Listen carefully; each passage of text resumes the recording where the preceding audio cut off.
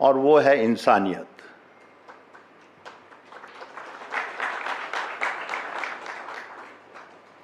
My dear friends, when I was first invited to speak here, I hesitated.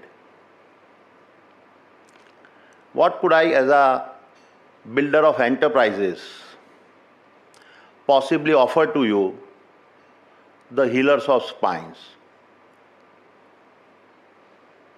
But as I sat with that question, a deeper metaphor came to my mind.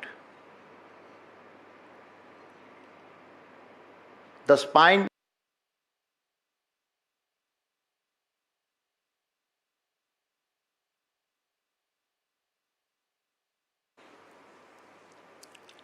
and just as you restore resilience to our bodies,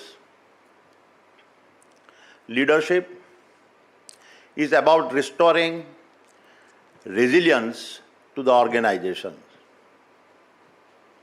So perhaps today, this shared metaphor will remind us that the spine is both a medical miracle and a corporate necessity for self-belief. It was with this same spine of self-belief that I made my first bold decision at the age of 16. I bought a second-class train ticket and left for Mumbai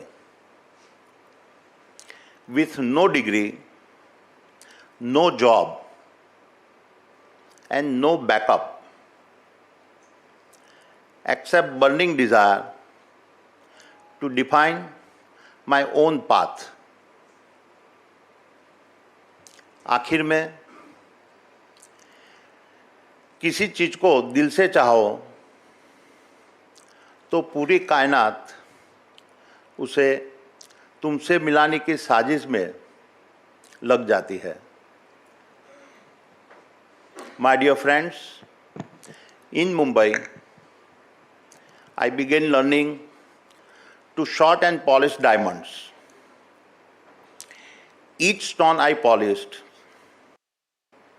taught and perseverance. My first deal with a Japanese buyer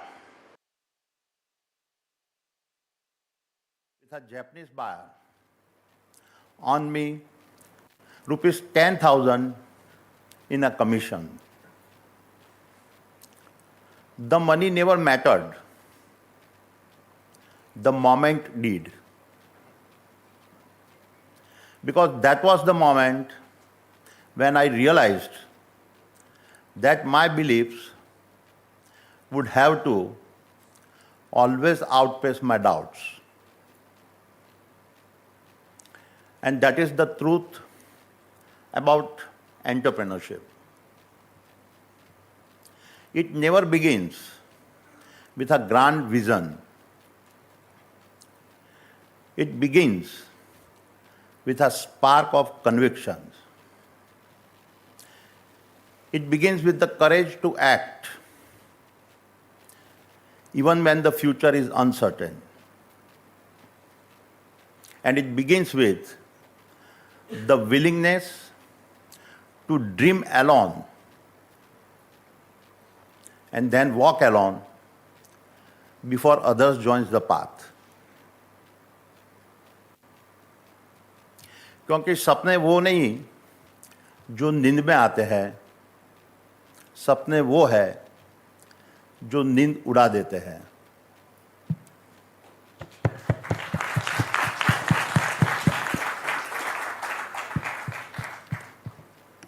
Just as I was settling down in Mumbai, I was called back to Ahmedabad to help my brother to run his PVC film factory. It was 1981, and I was just turned 19. Managing a factory at this young age taught me what no textbook could. It taught me the resilience needed to manage daily operational challenges. I got exposed to the complexities of managing people, especially factory workers. And I learned the challenges of the license Raj, where just a few companies controlled the landscape and did not want any change. Reflecting back, all of these experiences proved to be invaluable for me, as the most significant decade of India's transformations was just about to get started. And this in turn gave me the platform for transformations that was to reshape my thinking forever.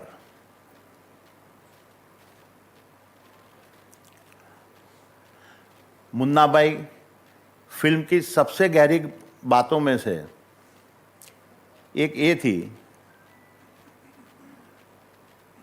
कि बापू ने कहा था बदलाव लाना है तो सोच बदलनी होगी.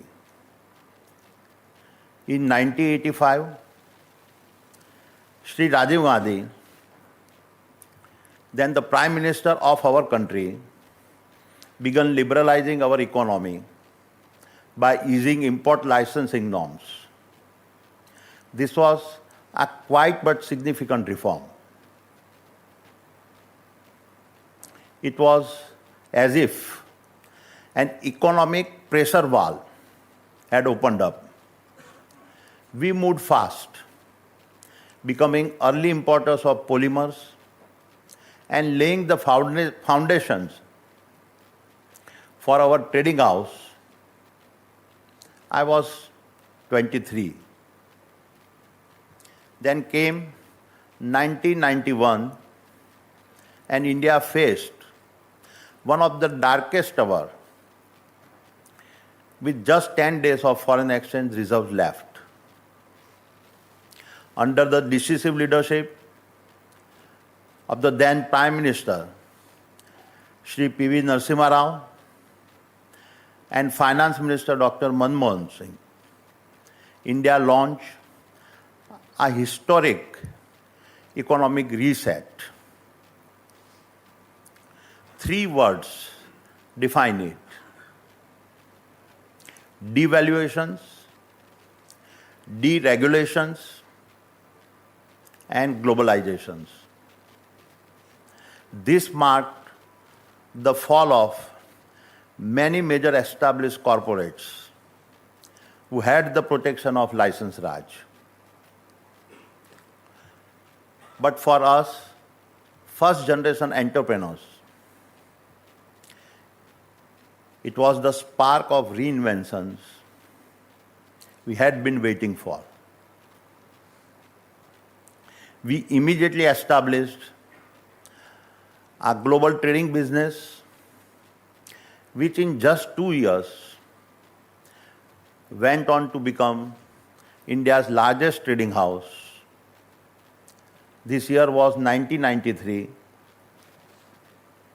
and I had already turned 31. Progress is never linear,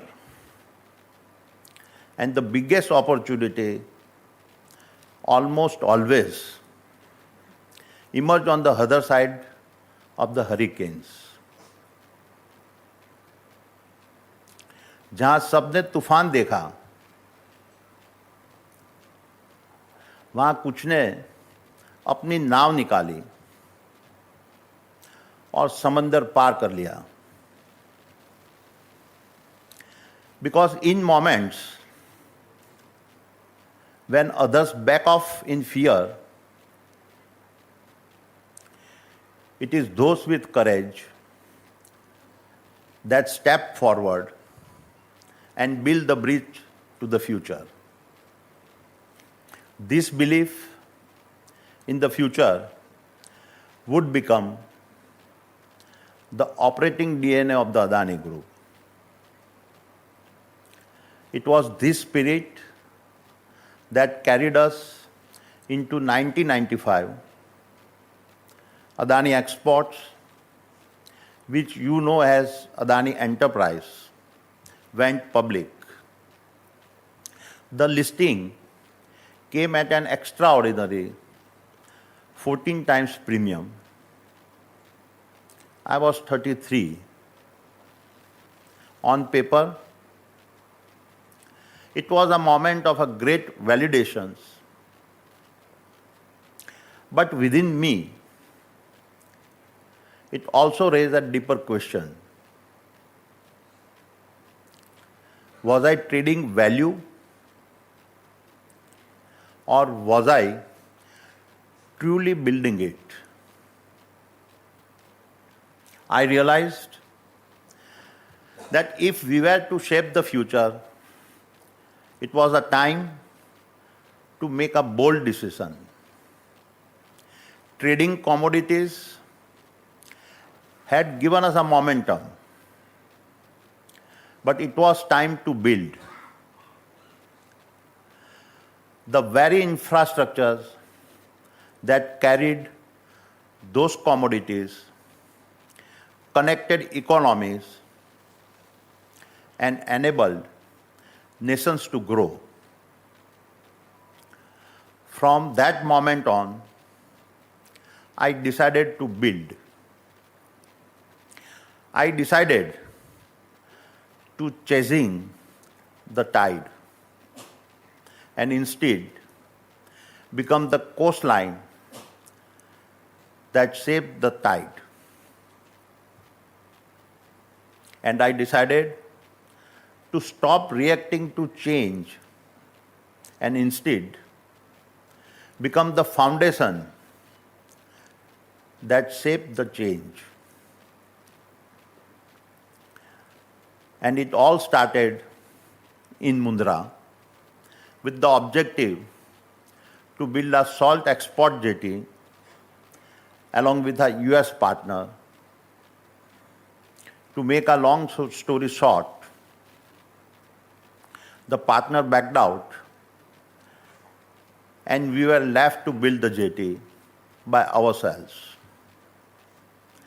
Around this time, in 1995-96, Gujarat government pioneered a public-private partnership policy for port development, aiming to tap private sector capabilities.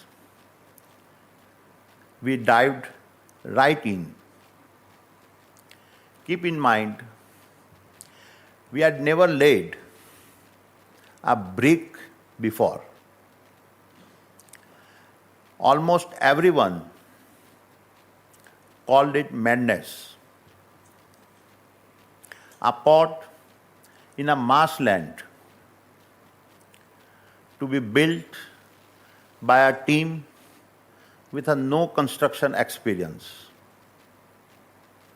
The fact is, in October 1998, our Mundra port commenced operations with its first berth, thereby making India's first private port launch. Thereafter, a few years later, the SEZ policy was announced. Once again, we moved fast, while others saw a barren land. We saw 40,000 acres of possibility. My dear friends, Mundra is the manifestations of our belief made real. It is a reminder that vision dares, destiny bends. It is now India's largest multi-cargo port, the world's largest private single-site thermal power plant, India's first HVDC transmission line, India's largest integrated solar and wind manufacturing hub, and a cluster of vital industries that include petrochemicals, copper smelter, solar accessories, and much more yet to come. However, the real story of Mundra is not about what we built. It is more about what it built within us. It gave us the courage to look beyond limits. It gave us the belief that barren salt lands could be converted to a world-class infrastructures. And it gave us the convictions that if we could make it happen once, we could do it again, bigger, faster, and bolder. And what started in our Karma Bhumi has now become a pan-India network of dreams, powering our growth that has made us the world's second largest solar power company and building world largest single-site hybrid renewable park of a 30 gigawatt spanning over 500 square kilometers. India's largest integrated private airport operators with over 25% of India's passengers and 38% of our nation's air cargo. India's largest ports and logistics network, handling 30% of nation's seaborne cargo. Most highly integrated energy business, encompassing thermal and renewable generations, transmissions, distributions, LNG, LPG, CNG, PNG, battery storage, hydrogen trucks, EV charging stations, pump hydro, and mining. India's second largest and most efficient cement manufacturer, as well as aerospace and defense, data centers, and real estate.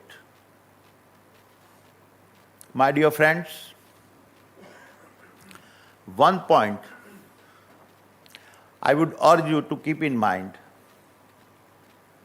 is that our investments are manifestations of our belief in the future of India, in our energy grids, in our logistics arteries, in our industrial backbone. And it is with these convictions that we are preparing for a capital expenditures investment of nearly 100 billion US dollar over the next 5 years.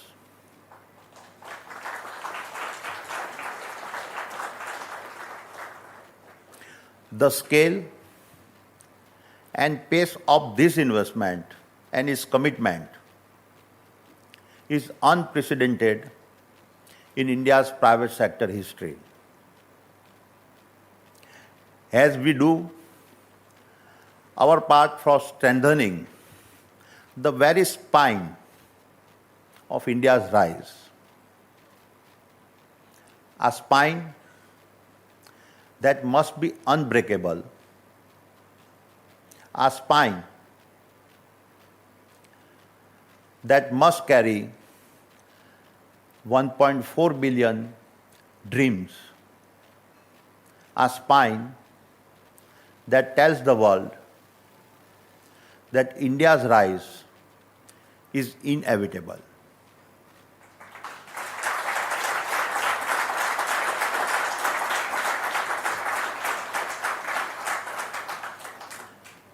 My dear friends, let me now shift gears and speak about the role entrepreneurs like us and potentially like you can play together. But first, allow me to share a deeply troubling statistics. I was shocked to learn that low back pain is now the leading cause of a disability in India, ahead of conditions like a diabetic and heart disease. India is facing a spinal epidemic, a silent crisis far more widespread than a global average is. Nearly 1 in 2 adult Indians experiences low back pain. This is not merely a health issue. It is a national crisis, measured not just in pain, but in lost productivity, mounting healthcare costs, and destroyed dreams. If we are to carry the full weight of our national ambitions, we must first heal the spine of our people. To me, this is not just a call for medical interventions. It is a call for entrepreneurial imaginations. And it must have active participations from your side.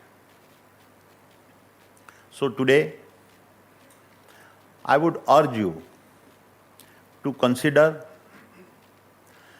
that one of you build India's first AI-powered spinal diagnostic platform that detects degenerations long before disability. Another reimagines rural surgery, creating low-cost, high-impact mobile operating theaters that bring hope to the villages. The third pioneers, the Spinal Hospital of the Future, a global center for a robotic surgery, regenerative medicine, and a next-gen bio-integrated implants. As an entrepreneur, I can say that the possibilities are endless. But we must have the belief and the audacity to pioneer this change. That is why I urge you to see yourselves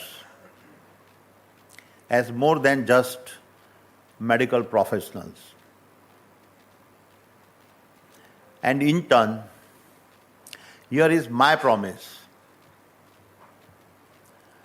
The Adani Group stands ready to walk with you, and we have already embarked on our journey.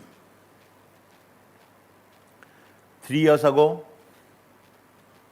on my 60th birthday, my family pledged rupees 60,000 crores towards healthcare education and skill development.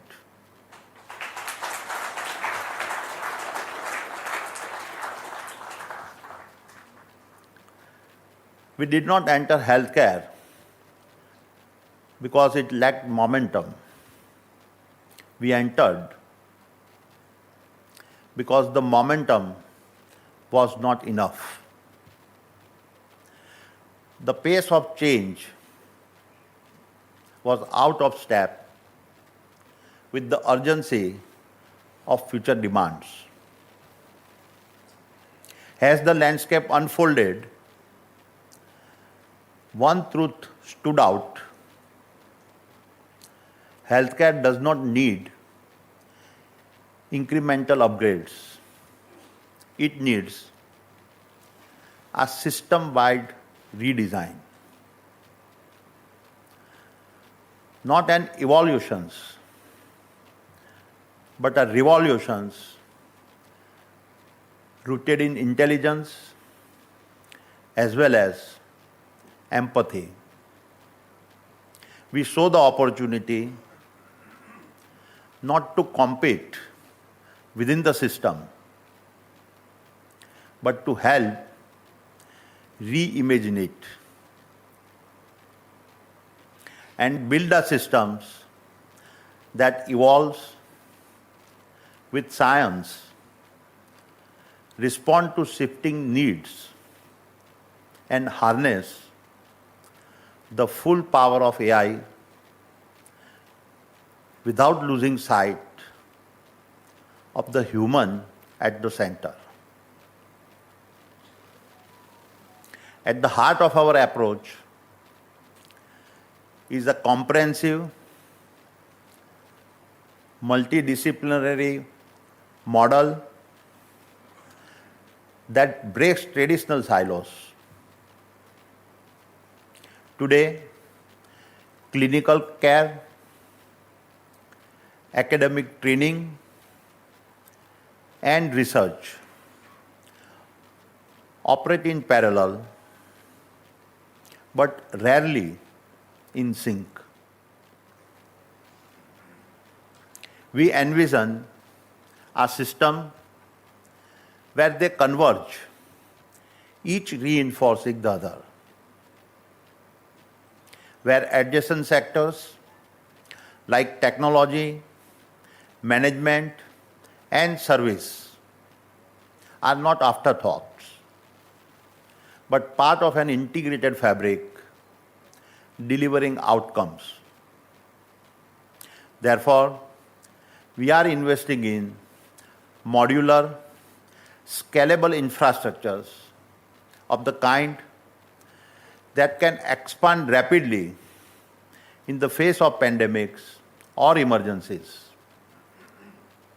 We are championing the creation of large, world-class healthcare institutes that bring together innovations, patient care, and applied learning under one roof. We also believe that academic training must evolve. So our focus is on fostering doctors who not only heal, but also lead with skills in robotics, AI, systems thinking, and healthcare management. Their educations must go beyond anatomy to include empathy, ethics, and enterprise. We also realize that we cannot speak of transformations without making stronger the spine of the systems that comes from our nursing and our paramedical forces. Hence, we are also investing in building top-tier training institutes and establishing rigorous protocols to ensure that quality becomes a habit, not an exception. Finally, we must reimagine how healthcare is financed by placing people and not paperwork at the center. Human-centric insurance products that support and empower families will be a cornerstone of the new healthcare architectures we'll do our best to build. We are here to build India's healthcare for tomorrow and a system that is integrated, intelligent, inclusive, and inspired. And we'll be delivering on this promise through the Adani healthcare temples that are 1,000-bed integrated campuses that we will initiate from Ahmedabad and Mumbai.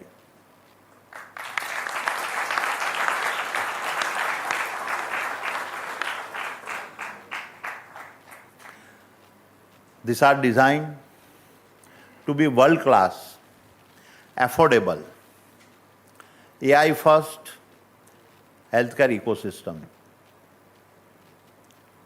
And we are proud to have the Mayo Clinic guiding us on the design, implementations, and global standards in a medical infrastructure and research. And so, my dear friends, in closing, let me leave you with my final thoughts. If you dream of a medtech breakthrough, go for it. If you can imagine a spinal care revolution, go for it.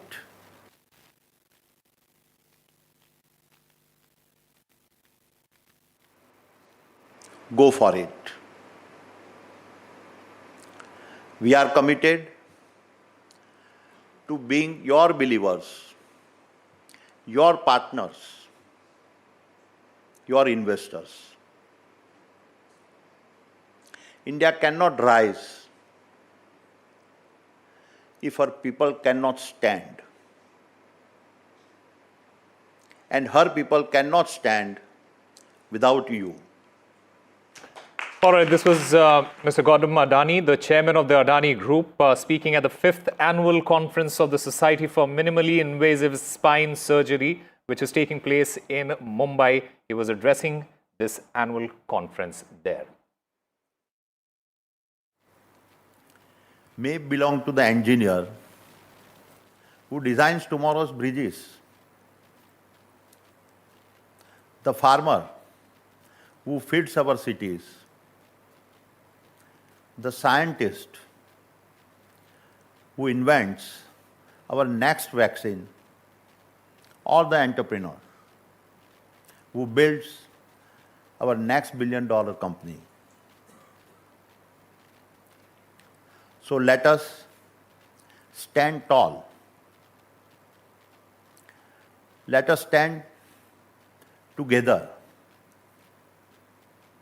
and let us build the backbone of our great nations. Thank you. Jai Hind.